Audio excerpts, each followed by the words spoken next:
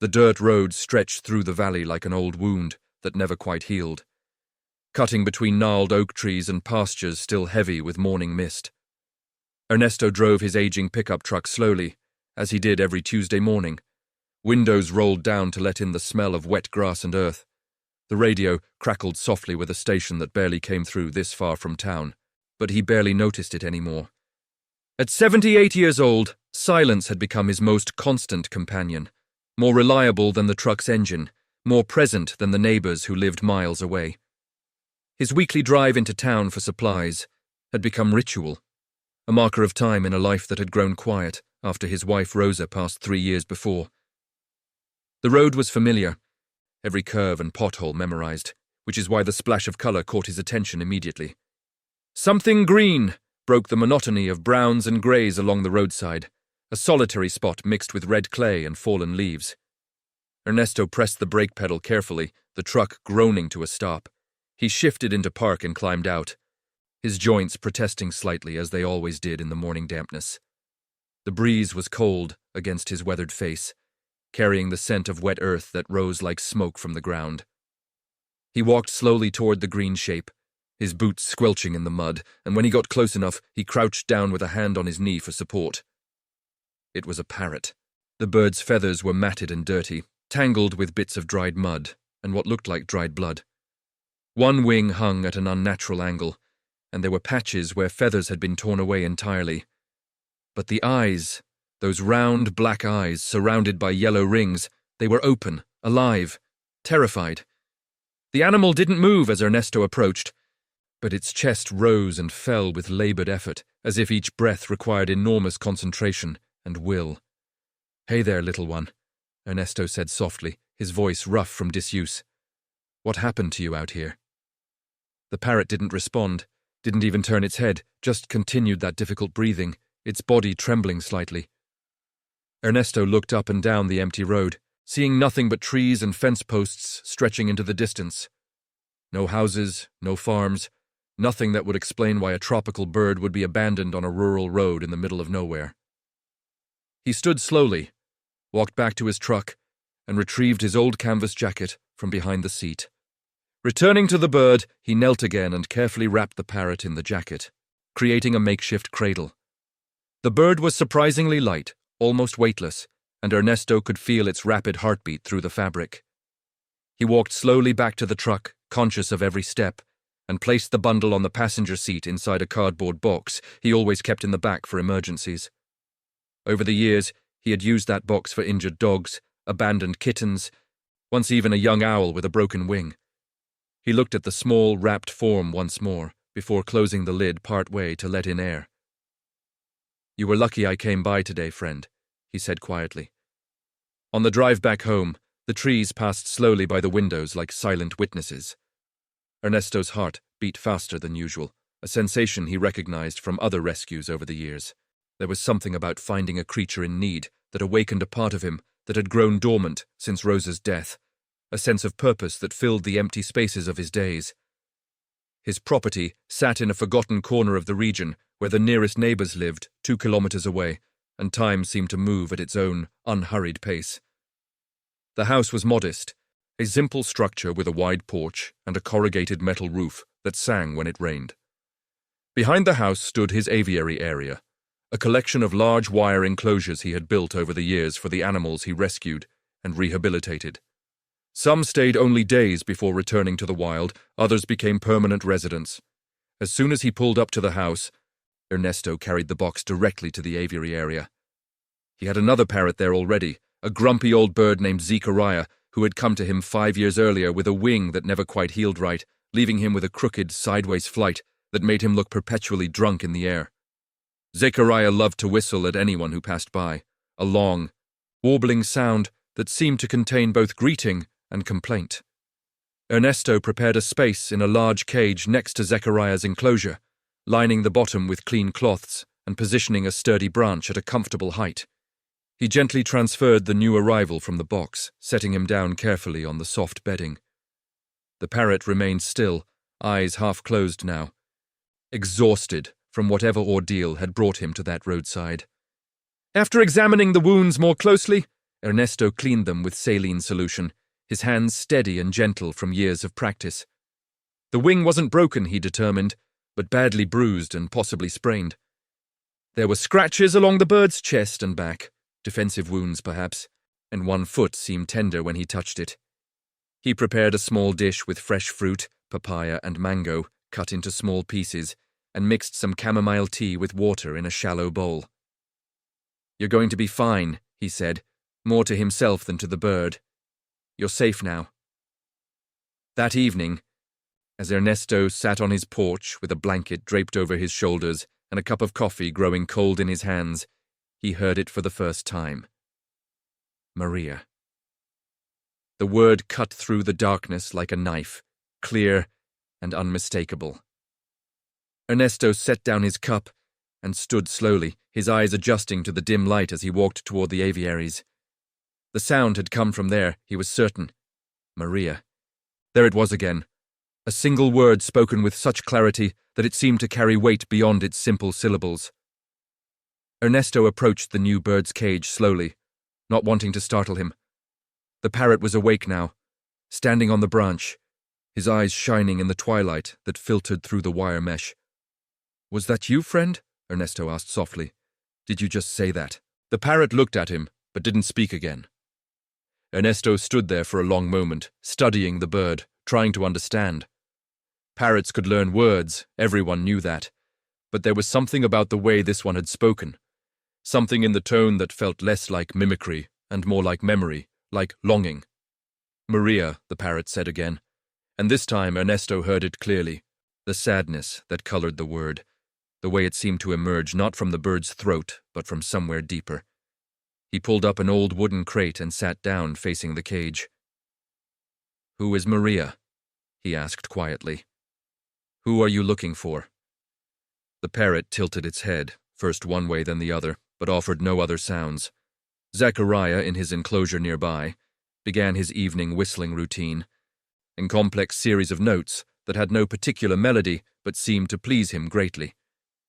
The new bird turned to look at his neighbor, regarding him silently for a moment before turning back to Ernesto. "Maria," he said once more, softer this time, almost a whisper. Ernesto felt something shift in his chest, a recognition of grief that mirrored his own. He knew that tone, that way of speaking a name as if it were both prayer and question.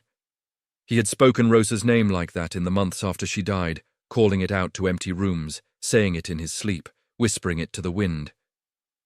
The night deepened around them, and Ernesto sat with the parrot until the stars emerged fully overhead.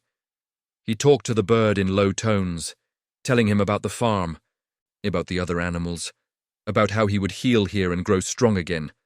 Whether the parrot understood or not, Ernesto couldn't say, but the bird seemed to listen, his head cocked slightly to one side, his eyes never leaving the old man's face. When Ernesto finally stood to go inside, his knees stiff from sitting, he paused at the cage door. "We'll figure this out," he said. "We'll find out who Maria is, and we'll find a way to get you home." The parrot didn't respond, but something in his posture seemed to relax slightly, as if those words had provided some small comfort. Ernesto walked back to the house, his footsteps heavy on the wooden porch stairs. And before he went inside, he turned back to look at the dark shapes of the aviaries against the night sky. Somewhere in that darkness, a bird was remembering someone named Maria, and Ernesto found himself wondering who she was, what she meant to this creature, and how something as simple as a name could carry such profound weight. He went inside, made himself a simple dinner of bread and cheese, and sat at the kitchen table where he and Rosa had shared countless meals. The house felt particularly empty that night, and he found himself thinking about names, about the way we call out to those we love, about the power of that single word that connects us to another person. Maria. The sound of it lingered in his mind as he washed his dishes and prepared for bed. He didn't sleep well that night, his dreams filled with voices calling names he couldn't quite hear, with wings beating against unseen barriers, with searches that never quite reached their destination. The morning arrived with heavy clouds that promised rain but never quite delivered. Ernesto rose before dawn, as was his habit, dressed in his worn work clothes, and walked out to check on his animals before the day's work began. The chickens needed feeding, the 2 dairy cows required milking, and there were always repairs to be made somewhere on the property. But first, he went to the aviaries. Zechariah was already awake, perched in his favorite corner like a retired general surveying his domain, preening his feathers with dignified concentration. The new bird, however, lay at the bottom of his cage, awake but listless, his eyes open but lacking focus. Ernesto's heart sank slightly. He had seen this before in injured animals, the loss of will that sometimes followed trauma, the giving up that could be more dangerous than any physical wound. He approached slowly, carrying an apple he had sliced into small pieces in the palm of his hand. "Let's see if you'll eat today, friend," he said softly. "I can't have you wasting away on me now." The bird looked at him for a brief moment, but then turned his head away, showing no interest in the food. Ernesto frowned, setting the apple pieces in a small dish inside the cage. "You're going to give me trouble, aren't you?" he said, but his tone was gentle, understanding. He reached through the cage bars and very carefully stroked the bird's head with one finger, a gesture so light it barely ruffled the feathers. The parrot didn't pull away but didn't respond either, remaining in that state of profound stillness that worried Ernesto more than any amount of agitation would have. He decided that morning to give the bird a name. It seemed wrong to keep calling him friend or little one, as if he were temporary or interchangeable. Every creature deserved a name, even if they stayed only briefly, even if they didn't survive. Giving a name was giving acknowledgement of existence, of mattering. He thought for a moment, considering options, and finally settled on Benedict. It was a strong name, a name that carried weight and dignity, and somehow it seemed to fit. "Benedict," he said, testing it out. "That's who you are now." "How does that sound?" The bird, now Benedict, didn't react to his new name, but Ernesto felt better having given it. He stood there for several more minutes, just being present with the wounded creature, letting him know he wasn't alone. The wind moved through the nearby banana trees, their broad leaves rustling and scraping against each other, and somewhere in the distance, a rooster crowed its late morning announcement. When Ernesto finally turned to leave, needing to attend to his other chores, he heard it again. Maria. It was quieter this time, barely more than a whisper, but unmistakable. He turned back slowly, studying Benedict's face. "That's her name, isn't it?" he said quietly. "The one you're missing. Is Maria the one you're calling for?" Zechariah let out a long whistle, as if offering commentary on the conversation. But Benedict remained silent, his eyes distant, focused on something Ernesto couldn't see. The old man scratched his beard thoughtfully. It was common for parrots to repeat names and phrases they had learned. Everyone knew that.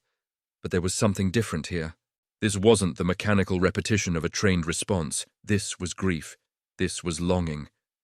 This was a bird calling out for someone who wasn't there, and the sound of it cut through Ernesto's chest like a blade finding an old wound. He spent the rest of the morning working around the farm, but his mind kept returning to that single word, that name spoken with such sadness. Who was Maria? Where was she? And how had Benedict ended up alone and injured on a deserted road, so far from wherever he had come from? By early afternoon, Ernesto had made a decision. He went into his small office, a cramped room off the kitchen that still held Rosa's embroidery hoops and thread collections on one shelf, and retrieved his old printer. It took several tries to get it working, the machine grinding and complaining before finally producing a somewhat blurry photograph he had taken of Benedict with his phone. He wrote carefully with a thick marker underneath the image, his handwriting large and clear. Someone lost this parrot. Found injured on rural road. Bird repeats the name Maria. If you know anything, please contact Ernesto, and he added his phone number. He made 10 copies, using up most of his printer ink, and the next morning drove into town. The nearest town was small, the kind of place where everyone knew everyone else's business and newcomers were discussed for months. Ernesto went to every establishment he could think of. He taped a poster to the window of Donna Irene's bakery, where the smell of fresh bread made his stomach growl despite having eaten breakfast. He left one at Batista's general store, where the old proprietor squinted at the photo and shook his head slowly. He put another up at the pharmacy, and one at the small police station where Officer Martinez was more interested in his coffee than in lost parrots. He even went to the church, placing a poster on the community bulletin board alongside announcements for bake sales and prayer groups. At each stop, he asked the same question. Do you know any Maria who lost a parrot? The responses were variations on a theme. Some people smiled sympathetically, others looked at him with confusion, a few seemed annoyed at being bothered. You're Ernesto, one woman said at the grocery store. There are more Marias in this region than ants at a picnic. Do you know how many women have that name? It's going to be impossible to find the right one. He heard similar sentiments everywhere. Maria was one of the most common names in Brazil, perhaps in all of Latin America. Finding the right Maria would be like searching for a specific grain of sand on a beach. Ernesto drove home as the sun began its descent toward the horizon, his spirits lower than when he had started. He had known it would be difficult, but hearing it confirmed by so many people made the task seem truly impossible. On the drive back, Benedict's voice echoed in his mind, that single word carrying so much weight, so much loss. Maria. Who was she? And did she even know her bird was missing? Had Benedict been stolen, as sometimes happened with valuable parrots? Had he escaped during a move, or been released deliberately? The questions multiplied with no answers in sight. When he arrived back at the farm, he found Benedict exactly as he had left him, curled up at the bottom of the cage, his eyes half closed, refusing the food Ernesto had left.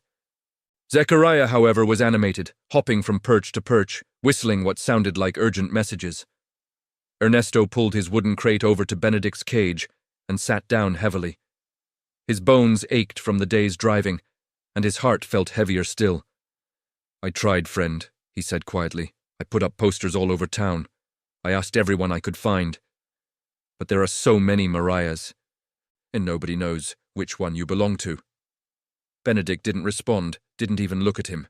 Ernesto sat in silence for a long time, watching the bird, watching the light change as evening approached. Finally, he began to talk. He told Benedict about his life, about growing up on a farm much like this one, about meeting Rosa at a dance when he was 22 and she was 19, about how her laugh had been the first thing he fell in love with. He talked about their years together, the children they never had, the quiet joy of shared mornings and evening walks. He talked about her death, about the cancer that took her piece by piece until there was nothing left but memory and absence. He talked about loneliness, about what it meant to call out a name and hear only silence in return. As he spoke, something shifted. Benedict, who had been motionless, slowly raised his head. His eyes, which had been dull and unfocused, seemed to sharpen, to truly see Ernesto for the first time. The old man continued talking, his voice rough with emotion, telling this wounded bird things he had told no one else, confessions and griefs he had carried alone for 3 years. And then Benedict moved. Slowly, carefully, the parrot stood and took 2 hesitant steps toward the food dish.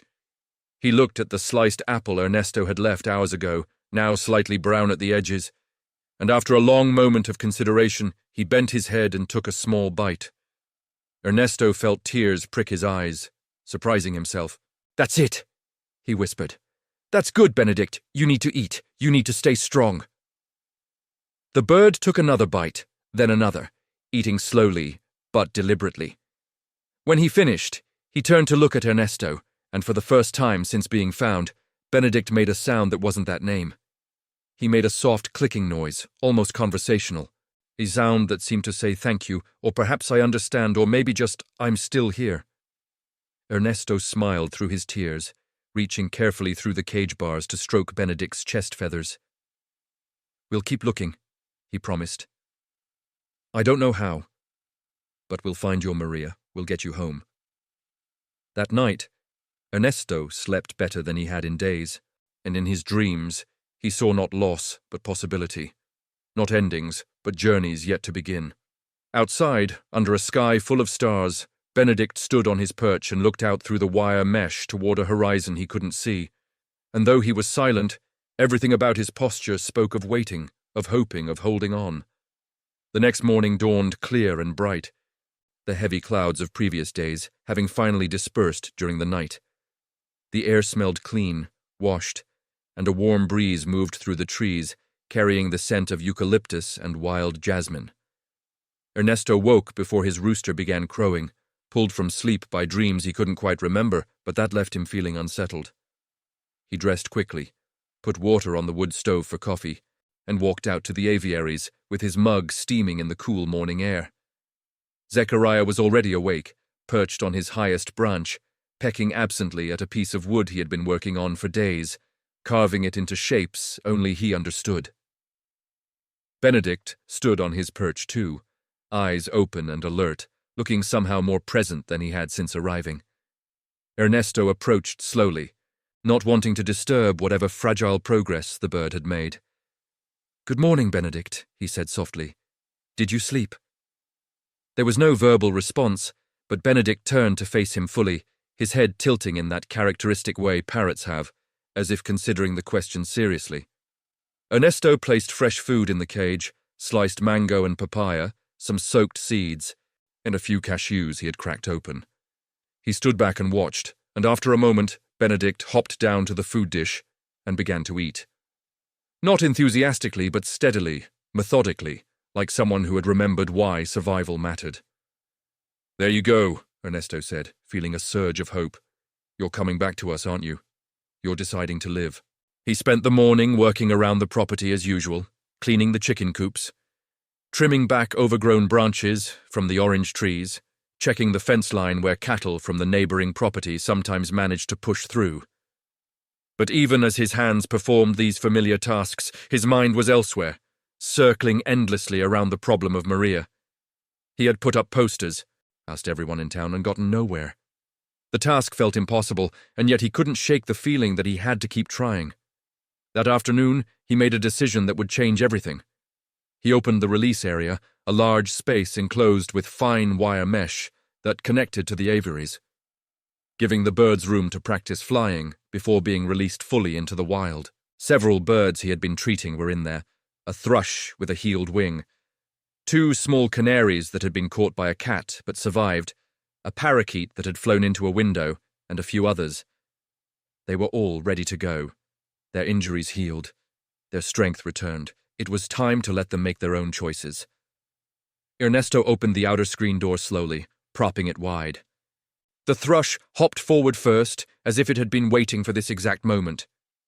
It spread its wings, tested them once, twice, then launched itself into the air and was gone in an instant, disappearing into the trees with a joyful trill.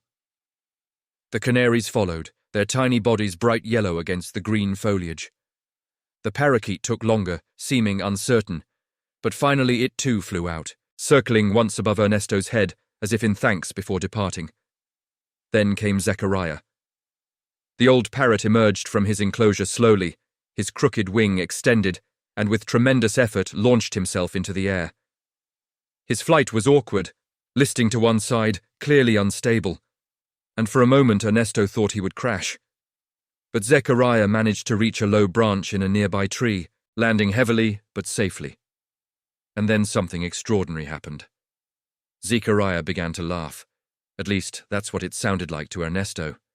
The parrot let out a long, warbling whistle that rose and fell in a pattern that could only be described as joyful, triumphant even. It was a sound that seemed to say, "Look at me, I'm still here, I can still do this." And then, to Ernesto's utter surprise and delight, Zechariah launched himself again and flew back, landing on top of his enclosure with a self-satisfied ruffle of feathers. "This is my place," he seemed to say. "This is my family. I choose to stay." Ernesto felt his throat tighten with emotion. He turned to Benedict's cage, where the parrot watched everything with intense focus. "What about you?" he asked gently. "Do you want to try? Do you want to feel the wind again?" He opened Benedict's cage door fully, creating a clear path to freedom. Benedict looked at the opening for a long moment, then looked back at Ernesto. The bird took one step forward, then stopped.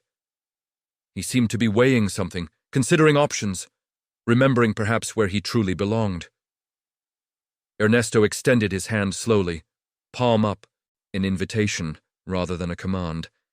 Benedict looked at the hand, looked at the open door, looked back at Ernesto's face. Then, very deliberately, the parrot lowered his head and took a single step backward, deeper into the cage. It was as clear a statement as words could have made. I'm not ready, or perhaps this isn't where I belong. I'm waiting for something else. Ernesto slowly withdrew his hand and closed the cage door gently. I understand, he said quietly. You know where home is, don't you? You're not lost. You're just separated. There's a difference. That night, as Ernesto fed his dogs and stoked the fire in his stove to prepare dinner, Benedict suddenly called out, Maria! This time the word was loud, urgent, almost desperate. It cut through the evening air like a blade. Ernesto dropped the firewood he was carrying and ran to the aviary. Benedict was flapping his wings frantically, his eyes wild with agitation, his entire body trembling. Calm down, Benedict, Ernesto said, his voice soothing but worried. Calm down, friend. What is it? What's wrong? The bird continued his frantic display for another moment, then suddenly stopped, going very still. He stood there shaking, his chest heaving with rapid breaths, and looked at Ernesto with such profound sadness that the old man felt his own heart breaking. It was as if Benedict had remembered something in that moment, had been transported back to whatever moment had separated him from his person, and the grief of it was overwhelming. Ernesto pulled his wooden crate over and sat down heavily, his joints protesting. He sat there outside the cage, just being present, offering what comfort he could through his mere presence. We're going to find her, Benedict, he said firmly. I promise you. I don't know how yet, but we're going to find your Maria and get you back to her, I promise. The bird looked at him for a long moment, then slowly, carefully, moved closer to the side of the cage nearest Ernesto. He pressed against the wire mesh as close as he could get to the old man, and made that soft clicking sound again, that almost conversational noise that seemed to convey understanding, gratitude, trust. Ernesto sat there until full darkness fell and the stars emerged overhead. Sat there until Benedict finally settled onto his perch and closed his eyes. Sat there until his own back ached and his legs had gone numb. When he finally stood and walked back to the house, he felt different somehow, as if something had shifted in him. The search for Maria had become more than just reuniting a lost pet with its owner. It had become a mission, a purpose, something that filled the empty spaces in his days and gave him a reason to wake up each morning. He was no longer just a lonely old man maintaining a farm in the middle of nowhere. He was someone on a quest, someone with a promise to keep, someone who mattered to a wounded creature who had no one else. That night he lay in bed and thought about promises, about the weight they carry, about how some promises made to animals are more binding than those made to humans, because animals have no guile, no ability to hedge, or rationalize, or forgive. A promise made to Benedict was absolute, and Ernesto felt the full gravity of it settling onto his shoulders. He would find Maria, or he would die trying. There was no other option that his conscience would allow. The next few days fell into a rhythm. Ernesto continued his farm work, but every afternoon he drove to a different town, a different area, expanding his search in widening circles. He printed more posters, used up all his printer paper and had to buy more. Spent money on gas that he probably shouldn't have spent. He stopped at every store, every gas station, every small gathering place he could find. Have you seen this parrot? Do you know a Maria who lost a bird? The answers remained variations of no. Some people looked at him with pity, others with mild annoyance, a few with the kind of patient condescension reserved for old people with nothing better to do. But Ernesto pressed on, driven by the memory of Benedict's desperate cry, by the promise he had made.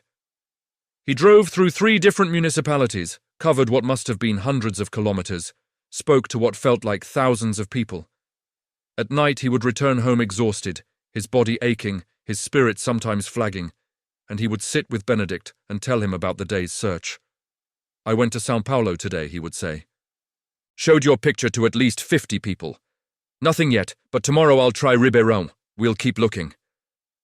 And Benedict would listen, his head cocked, his eyes attentive, and sometimes he would make that clicking sound, and sometimes he would say, Maria, but always quietly now, not with desperation but with something like faith, as if he believed Ernesto would succeed.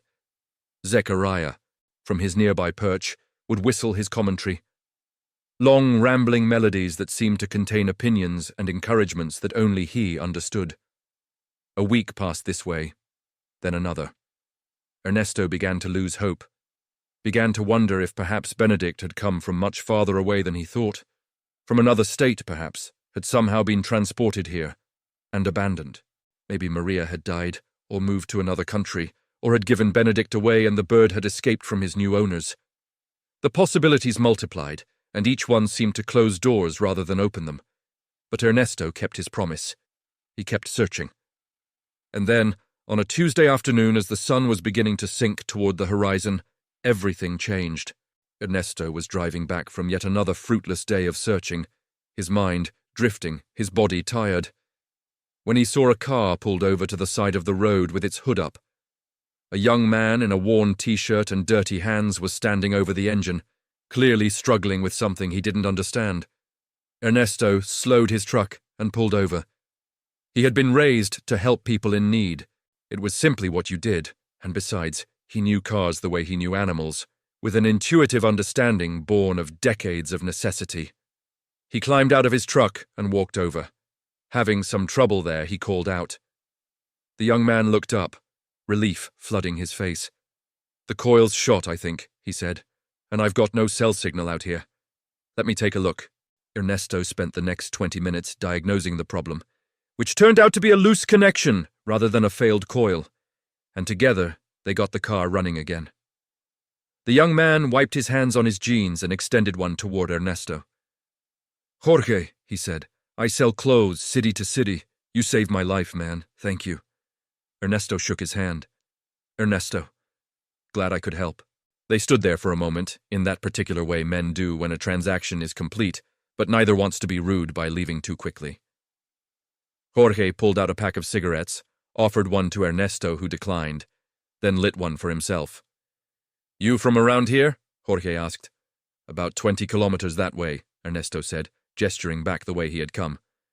"Got a small farm." "You?" "I move around a lot. This whole region, really. Sell at markets, small stores, sometimes door to door." And then, because he had asked so many people that it had become automatic, Ernesto said, "Can I ask you something?" "Sure, anything. You know any Maria who lost a parrot, a big green bird that speaks her name?" "I found one injured, been trying to find his owner." Jorge took a drag on his cigarette and was quiet for a moment, and Ernesto prepared himself for another dead end. But then Jorge's expression changed.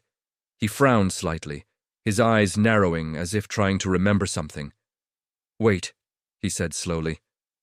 "Maybe. Last week, maybe the week before, I was in San Vicente doing my rounds. I went to this house to try to sell some shirts, old place, kind of run down. Lady who answered was probably in her 70s, named Maria, I think. She was alone, seemed really sad. We got to talking, and she mentioned a parrot that had been stolen from her. Said he was all she had, that she'd had him for years and years. When he disappeared, it was like losing family." Ernesto's heart began to pound in his chest so hard he could hear it in his ears. The words came out trembling. "Do you remember where? Can you tell me where this house is?" Jorge pulled out a crumpled notebook from his back pocket, the kind salesmen used to track contacts and addresses. He flipped through it quickly, his finger running down pages of names and locations, and then he stopped. "Here," he said, pointing to an entry. "Rua das Figueiras, number 112. It's in San Vicente, maybe 45 minutes from here. House has blue railings, you can't miss it. Old place but kept nice, lots of plants in the yard." Ernesto took the notebook with hands that shook slightly and copied down the address carefully on a scrap of paper he found in his pocket. His chest felt tight with something between hope and fear. This could be nothing, just another Maria, another dead end, but it could also be everything. "Thank you," he said, his voice thick. "You have no idea what this means." Jorge smiled, stubbed out his cigarette. "Hey, you helped me. I helped you. That's how it works, right?" They shook hands again, and Ernesto climbed back into his truck, feeling like a different person than the one who had stopped to help 20 minutes earlier. He sat there for a moment, looking at the address written in his shaky handwriting, and felt something he hadn't felt in a very long time. He felt like he was exactly where he was supposed to be, doing exactly what he was supposed to do. He drove home carefully, resisting the urge to speed, his mind racing through possibilities and plans. It was too late to go today. The sun was already setting, and he didn't want to arrive at a stranger's house in the dark. Tomorrow, he decided.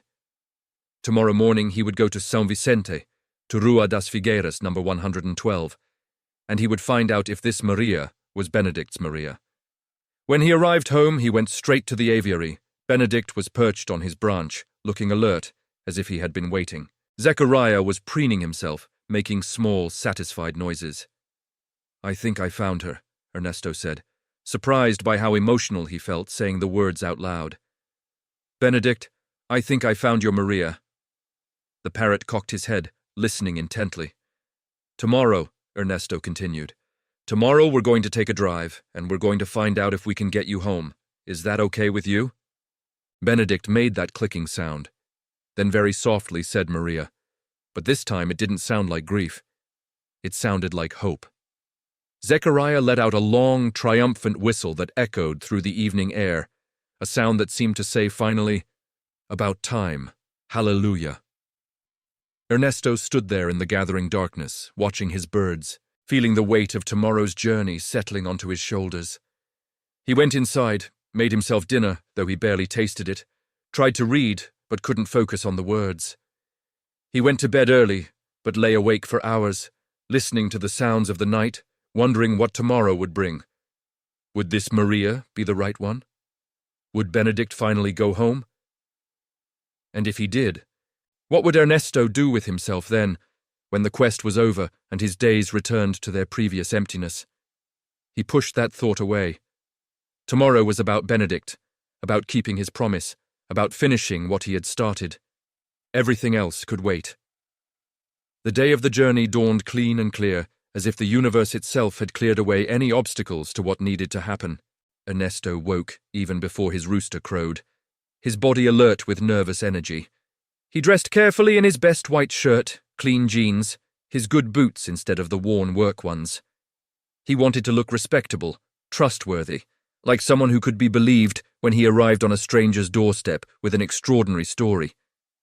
He made coffee, forced himself to eat some bread, though his stomach was tight with anticipation, and then prepared a box for Benedict. He lined it with soft cloths, made sure there were air holes, and carried it carefully out to the aviary as the first light of dawn painted the sky in shades of pink and gold. Benedict was already standing at attention, his eyes bright and alert, his posture suggesting he somehow knew today was different, today was important. Ernesto opened the cage door slowly and extended his hand. "We're going to find her, boy," he said softly. "We're going to take you home today." Benedict didn't resist. He stepped onto Ernesto's hand with a dignity and trust that made the old man's throat tighten. He gently transferred the parrot into the lined box, and Benedict settled immediately, looking up at him with those intelligent eyes that seemed to understand everything. Zechariah, watching from his perch, let out a long, melodious whistle that sounded like a benediction, like a farewell, like a blessing for a safe journey. Ernesto placed the box carefully on the passenger seat of his truck, securing it with the seatbelt so it wouldn't slide or tip during the drive. He paused before starting the engine, looking at the box, at the farm, at Zechariah, who was still watching from the aviary. This is it, he thought. This is where the story changes. The drive to São Vicente took just over 40 minutes, following winding roads that cut through hills covered in coffee plantations and patches of Atlantic forest. The morning was beautiful, the air still cool, and Ernesto drove with careful attention, hyper-aware of his precious cargo. Inside the box, Benedict was quiet, but occasionally Ernesto would hear a soft rustling of feathers, a quiet clicking sound, as if the bird was talking to himself, preparing for whatever came next. As he drove, Ernesto found himself thinking about reunions, about what it meant to find something lost, to recover what had been taken. He thought about Rosa, about how he would give anything to have one more day with her, one more conversation, one more morning of coffee on the porch. He thought about all the lonely people in the world, all the missing pieces that never got found, all the stories that ended without resolution. and he thought about how rare and precious it was to be able to fix something broken, to mend what had been torn apart. When he reached São Vicente, he found Rua das Figueiras easily. A quiet street lined with modest houses, some well-maintained, and others showing signs of neglect. Number 112 was easy to identify, just as Jorge had said, by its light blue railings that were weathered but clean. The house was small, single-story, with a garden that had clearly once been carefully tended, but now showed signs of being too much for its owner to manage alone. Weeds grew between the stepping stones, and some of the plants needed pruning, but there were flowers still blooming among the overgrowth, daisies and petunias and bright red geraniums that suggested someone still cared, still tried. Ernesto parked his truck and sat there for a moment, his hands on the steering wheel, his heart pounding. This was it. This was the moment of truth. He picked up the box carefully and walked to the front door. The steps creaked under his weight, and he noticed a small ceramic frog beside the door, the kind that held spare keys alongside a wind chime that made soft music in the morning breeze. He knocked twice, then waited. The seconds stretched out interminably. He heard movement inside, slow footsteps approaching, and then the door opened. A woman stood there, old but not ancient, probably in her mid-70s, with white hair pulled back in a loose bun, and eyes that were dark and deep, and carried a sadness that Ernesto recognized immediately. She wore a flowered dress that had been washed so many times the pattern had faded, and she held a dish towel in her hands, as if he had interrupted her morning routine. She looked at him with confusion and a slight wariness, the way anyone might look at an unexpected stranger at their door. "Yes," she said. "Can I help you?" Ernesto cleared his throat, suddenly uncertain how to begin.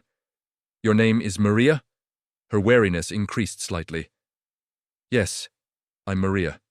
Do I know you?" "No, ma'am, you don't. My name is Ernesto. I live about an hour from here. I was told that you may be lost to Parrot." Her reaction was immediate and visceral. Her face crumpled, her eyes filling instantly with tears, and one hand flew to her mouth. She made a small sound, half gasp and half sob. "My Chico," she whispered. "You know something about my Chico?" Without saying anything else, unable to find words for what he needed to say, Ernesto simply held out the box toward her. Maria looked at it confused, then slowly took it from his hands. She set it on a small table just inside the door, and with trembling fingers lifted the lid. The sound that came from her then was something Ernesto would remember for the rest of his life. It was a cry that contained 3 years of loneliness, months of searching, weeks of despair, days of lost hope. It was the sound of something broken being suddenly, miraculously made whole. "Chico!" she screamed, and the parrot erupted from the box with his own cry, a loud, desperate, joyful scream of, "Maria! Maria! Maria!" The bird flew to her shoulder with more energy than Ernesto had seen from him in all their time together, and immediately began doing what parrots do when reunited with their beloved person. Pressing against her face, making clicking sounds, rubbing his beak against her cheek, saying her name over and over like a prayer, like a song, like the only word in the universe that mattered. Maria was sobbing, her whole body shaking, holding the bird against her chest with one hand, while the other stroked his feathers, touched his head, traced the familiar contours of this creature she had thought lost forever. "Chico, mi amor, mi corazón. You came back," she kept saying in a mixture of Portuguese and Spanish, her voice breaking. "Oh my God, you came back to me." Ernesto stood in the doorway, feeling like an intruder on something sacred. Tears ran down his own face, though he barely noticed them. He had never seen a reunion like this, had never witnessed such pure, uncomplicated joy and relief. After several minutes, Maria seemed to remember he was there. She looked up at him, her face wet with tears, and said, "Come in, please come in." He followed her into a small, neat living room. The furniture was old but clean, covered with crocheted doilies and faded cushions. Photographs lined the walls, showing a younger Maria with a man who must have been her husband, both of them smiling in front of various locations, a lifetime of memories frozen in black and white and faded color. Chico remained on her shoulder, never once leaving his perch, making constant soft noises, occasionally saying her name, occasionally just pressing his beak against her neck. They sat down, and Maria began to tell her story. Chico had been with her for 32 years, she said. He was a gift from her husband Carlos before they were even married, a young parrot barely out of the nest. They had raised him together, and Chico had been part of every phase of their lives, from their wedding through moves to different houses, through Carlos's illness and eventual death 5 years ago. After Carlos died, Chico became everything to Maria, her companion, her reason to get up in the morning, the only living thing that remembered Carlos with her, that shared her memories. 3 months ago, Maria had been at the market buying groceries. She had left a window open, just for air circulation. When she came home, the house was silent. She searched everywhere, called his name until her voice gave out, walked the neighborhood for hours, showing pictures to anyone she saw. She filed reports, put up posters, spent money she didn't have on advertisements in local papers. But Chico had vanished completely, as if he had never existed. Maria had assumed the worst, that he had been stolen to be sold, that she would never see him again. She had spent 3 months living in a house that felt dead without his voice, without his presence. Now Ernesto told his part of the story, about finding Chico injured on the road, about naming him Benedict, about hearing him say Maria, and beginning the search. He told her about the posters, the towns he visited, the dead ends and frustrations. He told her about meeting Jorge by chance, about the luck or providence or whatever force had led him to this door. As he spoke, Maria kept one hand on Chico constantly, as if she needed to keep touching him to believe he was real, to be sure this wasn't a dream. When Ernesto finished, Maria reached across and took his hand in hers. The gesture was so natural, so full of simple human gratitude, that it made Ernesto's chest ache. "Thank you," she said, her voice breaking again. "You have no idea what you've given me. You've given me back my life. You've given me back my reason to wake up in the morning. How can I ever thank you?"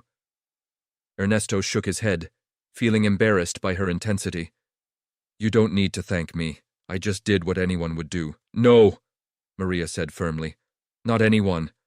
Most people would have left him there on the road. Most people wouldn't have cared. You cared. You didn't give up. You kept looking even when it seemed impossible. That's not what anyone would do. That's what a good person does. That's what an angel does." They sat together for over an hour, drinking coffee Maria insisted on making, eating simple cake she pulled from her kitchen. Chico never left her shoulder, occasionally taking small bites of food she offered him, his eyes never leaving her face for more than a few seconds at a time.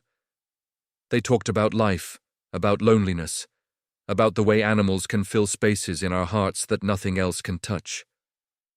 Maria told him about Carlos, about their 40 years together, about how after he died, she thought she would never feel joy again until she realized Chico was grieving too and needed her.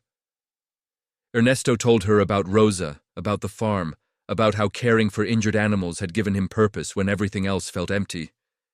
When Ernesto finally stood to leave, saying he had a long drive and animals waiting at home, Maria walked him to the door. She hugged him tightly, this tiny woman barely reaching his chest, and he hugged her back, feeling her thin frame shaking with residual emotion.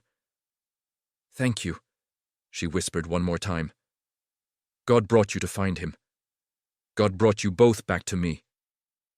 Ernesto walked to his truck, climbed in and sat there for a moment before starting the engine. Through the window, he could see Maria standing in her doorway, Chico on her shoulder, both of them watching him. She waved, and he waved back, and then he started the truck and drove away. As the distance grew and the house disappeared behind the curve of the road, Ernesto felt something unexpected. Not sadness at losing Benedict, but a profound sense of completion, of having done something that mattered. The drive home seemed shorter than the drive there had been. The landscape looked brighter somehow, the colors more vivid, as if someone had adjusted the saturation of the world. He thought about Maria's face when she saw Chico, about the sound of pure joy that had come from her, about how a small act of not giving up had changed someone's entire existence. When he arrived at his farm, the sun was beginning its descent toward the western horizon, painting everything in shades of gold and amber.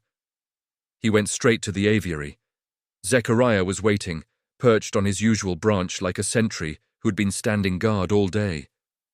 When he saw Ernesto, the old parrot let out a sound unlike any Ernesto had heard from him before, a complex melody that rose and fell, that seemed to contain questions and observations and commentary all woven together. Ernesto approached slowly and extended his arm.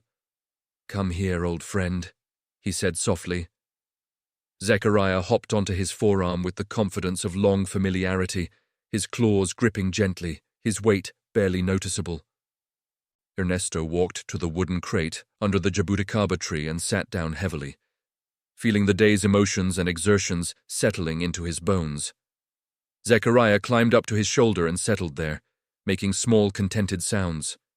They sat in silence for a while, watching the sky shift through its evening transformation, listening to the crickets begin their nightly chorus, feeling the temperature drop as the sun disappeared. Finally, Ernesto spoke. He went home, Zechariah. Benedict went back to his Maria. He's where he belongs now. Zechariah made a long, low whistle that sounded almost like approval, then pressed closer against Ernesto's neck, rubbing his head against the old man's beard. "Mission accomplished," Ernesto whispered. "Mission accomplished." They remained there as darkness fell completely. Two old souls who had found each other and chosen to stay together. And there was peace in that, a quiet rightness that needed no words. Later, as Ernesto prepared for bed, he thought about the day, about reunions and separations, about the ways we find each other in this vast and confusing world.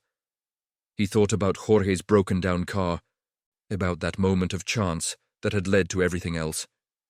He thought about how easily he might have driven past, might have been 5 minutes earlier or later and missed the encounter entirely.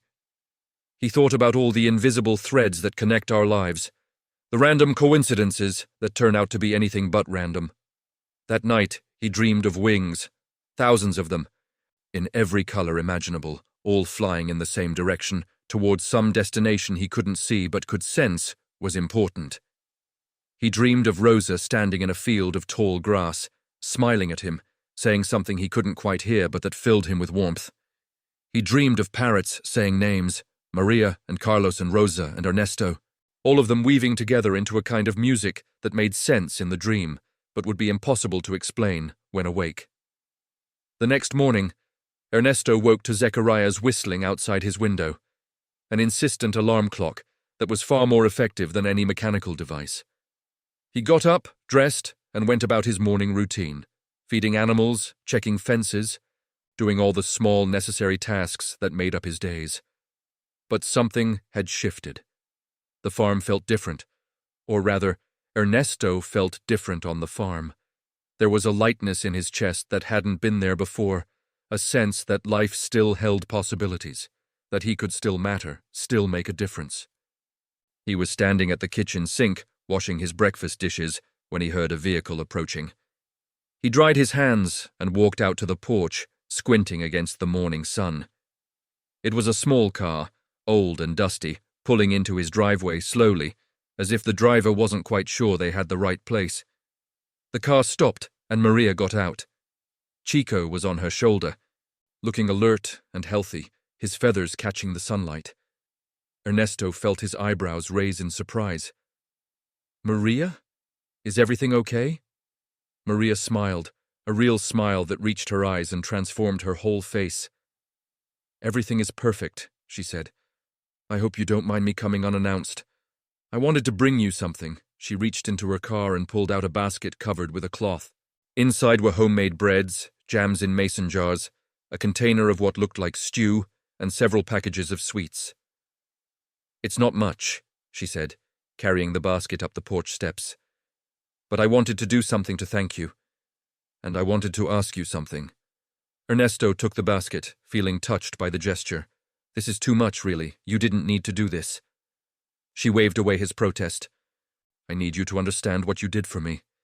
You gave me back my family. There's no way to repay that, but I can at least make sure you eat well for a few days." They stood there smiling at each other, two old people who had been brought together by circumstance and now were awkwardly navigating what came next. Then Maria said, "I was thinking, My house is very quiet, even with Chico back. And I imagine your house is pretty quiet too. Would you maybe like to have coffee together sometimes? Maybe once a week, we could take turns. You could come to San Vicente one week. I could come here the next. Just to talk, to have company. We could tell each other stories. We could remember our people together. We could be less alone. Ernesto felt something warm spread through his chest, a feeling he hadn't experienced in so long he almost didn't recognize it. It was the feeling of connection, of friendship forming, of not being completely on his own anymore. He smiled. I would like that very much. Maria's face lit up. Good. Then you'll come to my house this Wednesday, around 2 in the afternoon. I'll make us lunch. It's a date, Ernesto said, then felt himself blush slightly at the word. I mean, an appointment, a plan. Maria laughed, and it was a sound like bells, like music. I'll see you Wednesday, Ernesto, and thank you again. For everything. She got back in her car, Chico secure on her shoulder. And as she drove away, Ernesto stood on his porch watching until the dust settled back onto the road. Zechariah appeared from somewhere and landed on the porch railing, letting out one of his complex whistles that seemed to contain an entire conversation. I know, Ernesto said to the bird. Things are changing around here, aren't they? That Wednesday, Ernesto drove to San Vicente. He dressed carefully, brought a bottle of wine he had been saving, and arrived exactly at 2 o'clock. Maria's house looked different than it had on his first visit. Brighter somehow, more alive. She had cleaned and prepared a meal that filled the small house with wonderful smells, and they ate together at her kitchen table while Chico perched nearby, occasionally offering commentary in the form of whistles and clicks. They talked for hours about their lives, their losses, their small joys. They found they made each other laugh, that they had similar views on many things. That conversation came easily. When Ernesto finally left as the sun was setting, he felt lighter than he had in years. The following week, Maria came to his farm. She met all his animals, exclaimed over the aviaries, fell in love with Zechariah, who showed off shamelessly for their guest. They had coffee on the porch and watched the sunset paint the sky in impossible colors. This became their pattern. Every week they alternated, 1 week at her house, 1 week at his. Sometimes they just talked, sometimes they cooked together, sometimes they sat in companionable silence. Through spring, into summer, and into autumn, their friendship deepened and became something both of them had thought they would never have again. A person who understood, who cared, who showed up. On the anniversary of the day Ernesto found Benedict Chico on the road, Maria arrived at the farm with a small gift wrapped in simple paper. Open it, she said, her eyes bright. Inside was a framed photograph. It showed Ernesto holding Chico, both of them looking at each other, and somehow the photographer, Maria, had captured something essential in that image. The connection between a man who rescued and a bird who had been rescued. The love that could exist between species. The way we save each other in small and large ways every single day. I took this last week when you weren't paying attention, Maria said. I wanted you to have it, to remember. Ernesto felt his eyes sting with tears. Thank you, he said quietly. I'll treasure this. They sat on the porch that afternoon, watching the world move through its cycles, and Ernesto thought about how strange and wonderful life could be, how a single decision to stop and help could cascade into changes he never could have predicted. He had found Benedict to return him to Maria, but in the process he had found something for himself, a friendship, a purpose, a reminder that his story wasn't over yet, that there were still chapters to be written, still connections to be made, still reasons to get up each morning and see what the day might bring. Some stories aren't really about the dramatic rescue or the heroic journey, he thought. Some stories are about the quiet ways we find our way back to being human, to being connected, to mattering. Some stories are about learning that it's never too late, that life can surprise you, that the empty spaces can be filled again if you're brave enough to let them be. As the sun set that evening, Ernesto sat with Maria on one side and Zechariah on the other, watching Chico preen himself contentedly on Maria's shoulder, and he thought, this is what grace looks like, this ordinary moment of companionship, this simple evening of not being alone. This is what it means to be saved, not by dramatic gestures, but by small acts of care repeated over time. By showing up, by not giving up, by believing that every creature deserves to find their way home. And sometimes, he thought, sometimes, when you help someone else find their home, you discover you've found your own home too, in ways you never expected, in places you never thought to look. Years later, when people asked Ernesto about that time, about the parrot and the search and the reunion, he would smile and say it was just a simple story about returning a lost pet to its owner. But those who knew him well, who had watched the transformation, who had seen the light come back into his eyes, they knew it was more than that.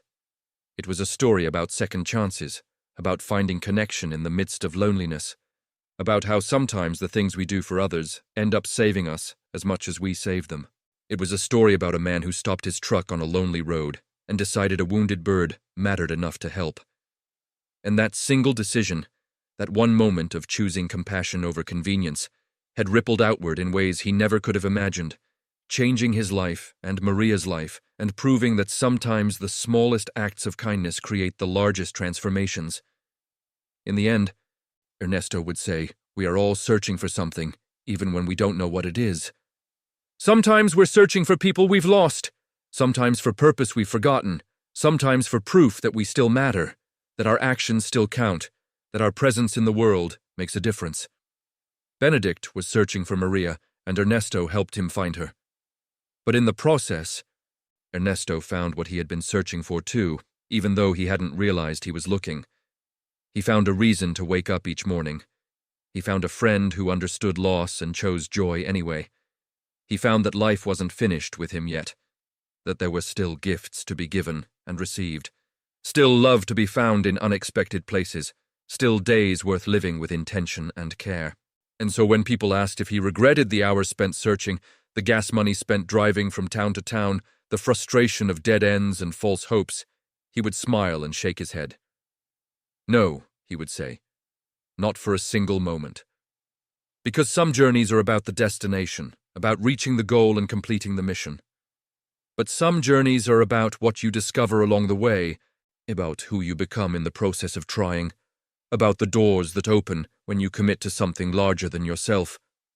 The search for Maria had been both kinds of journey, and Ernesto was grateful for every moment of it, every frustration and hope, every disappointment and breakthrough, because all of it had led him here, to this life he was living now, this life that once again felt worth living, this life that proved it was never too late to begin again, to find connection, to matter.